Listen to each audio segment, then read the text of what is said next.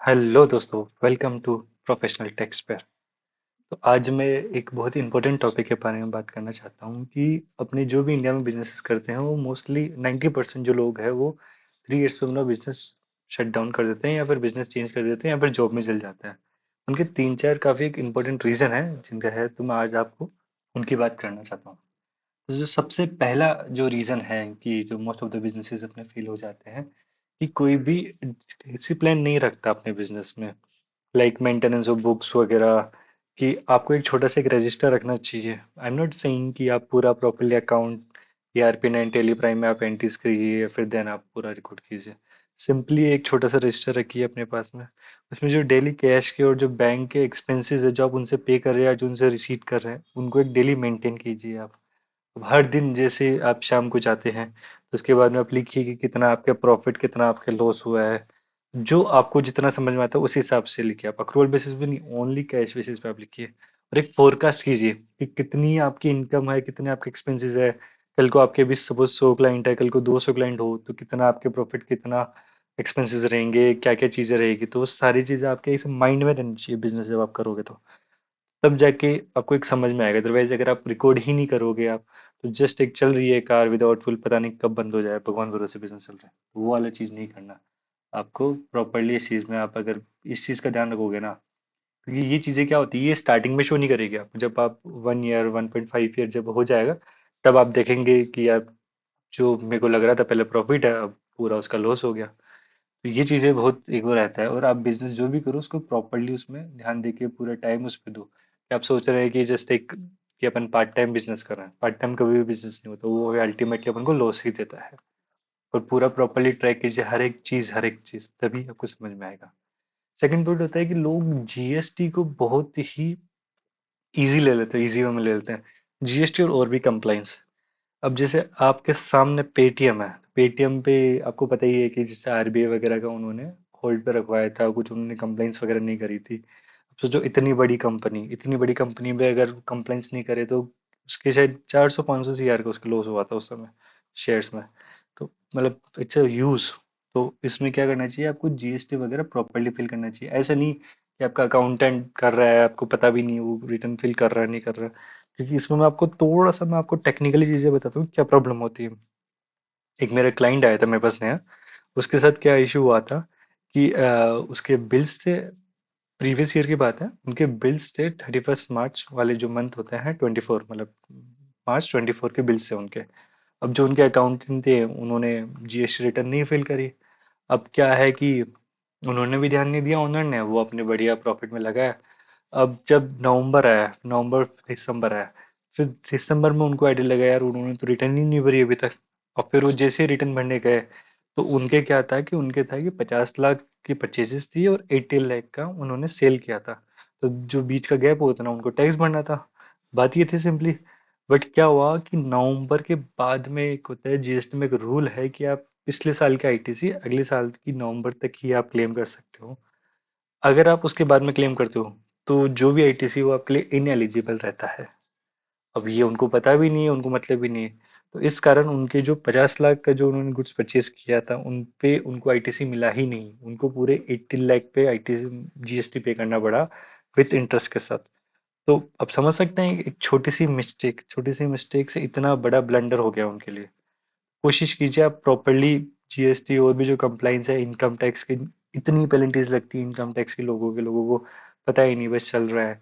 ESIC PF जो वगैरह होता है उन पे भी, टीडीएस पे भी। तो अगर आप इन सबको प्रॉपरली मैनेज कर लेंगे ना तो आपका प्रॉफिट मतलब 3 टाइम्स 4 टाइम्स ऐसे हो जाएगा आपका। जीएसटी में थोड़ा प्रॉपर ध्यान दीजिए, कोई भी लेट फीस वगैरह ना लगे। जीएसटी 2B का रिकनसाइल कीजिए प्रॉपरली, क्योंकि जब इनका इंटरेस्ट लगता है, इनका जब नोटिस आते हैं तो काफी अच्छी खासी पेनल्टी लगती है। और प्रॉपरली एक अच्छा सीए उस हिसाब से आप हायर कीजिए जो प्रॉपरली उन रिटर्न को समझे। अदरवाइज नहीं, आप सीए भी हायर कर रहे हैं, पैसे भी दे रहे हैं और वो चीज़ आपके लिए प्रॉफिटेबल नहीं हो, तो ऐसा नहीं होना चाहिए। तो थोड़ा सा इन चीज़ों पे ध्यान रखिए। प्रॉफिट कमाने के साथ साथ जीएसटी एंड कंप्लाइंस वगैरह पे ध्यान दीजिए आप। जीएसटी इशू जो रहता है बहुत सारे, क्योंकि अगर आपने अगर जीएसटी को अच्छे से मैनेज कर लिया ना तो आपकी वर्किंग कैपिटल काफ़ी अच्छी यूज़ आप कर सकते हो उसमें। तो इससे क्या है कि आपका बिजनेस ग्रो ही करेगा अगर आप इन चीज़ों पे ध्यान देंगे तो।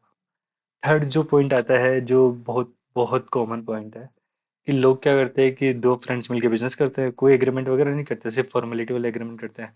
उनके बाद में आगे जाके जब बिजनेस नहीं चले तब ठीक है बंद कर देते, बट अगर बिजनेस चल गया तो उनके लिए काफी बड़ी प्रॉब्लम हो जाती है। फिर उन दोनों में कॉन्फ्लिक्ट होके और बिजनेस बंद हो जाता है, या फिर कोई एक बंदा फ्रॉड कर देता है। बहुत सारी चीजें होती है, तो इसलिए कुछ भी करो, अगर फैमिली के साथ भी बिजनेस करो, वैसे तो मैं अवॉइड करता हूँ फैमिली के साथ बिजनेस करना। फिर भी अगर आप कर रहे हो तो प्रॉपर एग्रीमेंट के साथ कीजिए, इमोशन को साइड में रखिए और प्रॉपरली आप एग्रीमेंट कीजिए। जो टर्म्स वगैरह जो रहेगी, प्रॉफिट वगैरह, सैलरी वगैरह, एग्जिट क्लोज, सब कुछ क्लियर होना चाहिए पहले ही, कितने इन्वेस्टमेंट करेंगे, कब कब करेंगे। एक प्रॉपरली आप मेंटेन करके और विद स्टाम्प वगैरह सब कुछ आप रखिए, आप ट्रस्ट कीजिए लोगों पे, बट डॉक्यूमेंट में। ओके, ये काफी काफी आप जैसे फैमिली डिस्प्यूट वगैरह देखते हैं, वो यही होता है फैमिली बिजनेस वगैरह में। क्या होता है मोस्टली कि पेरेंट्स ने सेट कर दिया, बट बच्चे कोई एग्रीमेंट वगैरह नहीं है और फिर इधर लड़ रहे हैं, वो कर रहे हैं। तो इन चीज़ों का ध्यान रखिए। जो फोर्थ पॉइंट आता है कि लोग क्या करते हैं कि ग्रोथ करने के लिए, कि जल्दी जल्दी ग्रो करने के लिए वो बड़े बड़े लोन्स ले लेते हैं, जो कि उनको पे करना बहुत भारी हो जाता है उनके लिए। बिजनेस तो अच्छा है, ग्रो भी करेगा, बट वो ज़्यादा जल्दी ग्रोथ करने के चक्कर में बहुत ज़्यादा लोन ले लेते हैं, जो कि काफ़ी उनके लिए बर्डन हो जाता है। और बिजनेस ऐसा है कि हमेशा अच्छा नहीं चलता, कभी अच्छे कभी बुरा। तो इसलिए आपको एक बैकअप रख के, आपको पहले एक स्टेबिलिटी करके फिर आपको थोड़ा सा बिजनेस ग्रो पे ध्यान देना चाहिए। ऐसे नहीं डायरेक्टली अपने प्रॉफिट कमाए नहीं, थोड़ा सा कमाया और देन आप, इससे आप ही के लिए प्रॉब्लम होगी। क्योंकि जिस दिन आपके पास पैसा नहीं होगा सैलरी देने के लिए, उस दिन आप बिजनेस करना तो भूल जाएंगे और ये सोचेंगे कि इसके लिए पैसा कहाँ से लाऊं मैं। तो वो प्रॉब्लम नहीं होनी चाहिए। ग्रो कीजिए बट आराम आराम से, इस चीज़ का बहुत ही ध्यान रखिए। क्योंकि बहुत सारे जो स्टार्टअप है, बहुत सारे जो भी इंडिया लेवल पे हो रहे हैं, उसमें से लोगों को आइडिया नहीं है, बस वो स्टार्टिंग में मतलब कैपिटल वगैरह, लोन वगैरह उन पे ले लेते हैं, देन बंद हो जाता है बिजनेस वगैरह। प्रॉपरली एक री इन्वेस्ट, जो आपके प्रॉफिट है, अगर आपने देखा होगा कि जो ग्रोथ की कैलकुलेशन होती है आपका जो प्रॉफिट रिटेन अर्निंग जो रहता है इनटू आपकी जो रेट ऑफ रिटर्न रहती है इन्वेस्टमेंट, अगर आप उन दोनों को मल्टीप्लाई करेंगे तो आपकी ग्रोथ रेट निकलती है।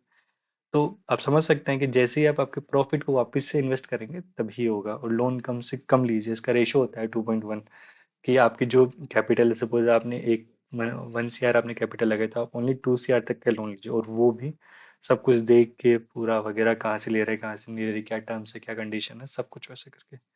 और एक प्रॉपरली जो एक्सपर्ट है उन्हीं को आप हायर कीजिए। मोस्टली क्या होता है कि आप थोड़ा सा सेव करने के चक्कर में आप लाखों को नुकसान कर लेते हैं। ये तो अब पता ही है लोगों को आइडिया लगने लग गया धीरे धीरे। पहले तो क्या होते थे, ऑफलाइन असेसमेंट वगैरह होते थे, तो इतना ज़्यादा इशू था नहीं, थोड़ा सा मैनेज हो जाते थे, बट अब मैनेज नहीं होते। अब जो एक्चुअल है उसी पे चीज़ें वर्किंग होती है। तो आप प्लीज़, अच्छा, आपके लिए जो लीगल एडवाइजर वगैरह है वो प्रॉपरली हायर कीजिए, देन तभी आपका बिजनेस लॉन्ग टर्म के लिए चलेगा। और जो प्रॉपरली प्लानिंग के साथ में डॉक्यूमेंट वगैरह, आईटीआर वगैरह, जो एक्सपर्ट है उन्हीं से आप फिल करवाइए। तो ये कुछ चीज़ें हैं जिन पे अगर आप ध्यान रखेंगे तो बिजनेस आपका एटलीस्ट 3 इयर्स तक बंद नहीं होगा। और फिर अगर मैं मानता हूँ, अगर बिजनेस, कोई भी बिजनेस 5 साल 6 साल चल गया, तो फिर वो अल्टीमेटली प्रॉफिट कमाएगा ही कमाएगा। क्योंकि जब तक आपको पता लग जाता है क्या है क्या नहीं बिजनेस के। तो इसलिए कोशिश कीजिए कि ये 3 4 पॉइंट है, ये बहुत ही इंपॉर्टेंट पॉइंट है जो स्टार्टिंग में आपको ध्यान रखना पड़ेंगे। Okay, then thank you so much. Business ऐसा नहीं कि जस्ट आपको आइडियाज आया एंड देन आप बिजनेस करना। It's all about managing the business. Okay, thank you so much.